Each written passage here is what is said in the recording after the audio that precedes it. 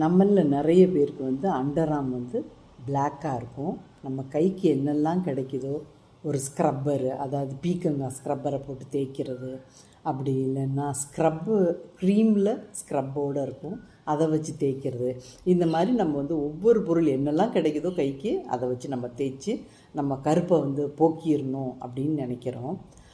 என்ன அப்படின்னா அந்த ஸ்கின் ரொம்ப ஸ்வெட் ஆகிட்டே இருக்கிறதுனால கண்டிப்பாக அதில் சால்ட் ஜாஸ்தியாக இருக்கிறதுனாலையும் அந்த அண்டர் ஆர்ம் பிளாக்காக இருக்குது. இந்த அண்டர் ஆர்ம் கருப்பை நீக்கிறதுக்கு லெமன் ஜூஸ் தயவுசெய்து போடாதீங்க.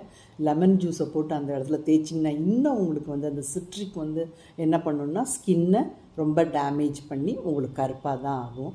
ஸோ என்ன பண்ணலாம், தக்காளி பழத்தை சுகரில் டிப் பண்ணி ரப் பண்ணிங்கன்னு வச்சுக்கோங்களேன், கொஞ்சம் கொஞ்சமாக குறைய ஆரம்பிக்கும். அந்த தக்காளியில் இருக்கிற கொலாஜின் ஸ்கின்னோட கருப்பை கொஞ்சமாக தான் ரிமூவ் பண்ணும், ரொம்ப போட்ட உடனே ஆகும்னு நினைக்காதீங்க.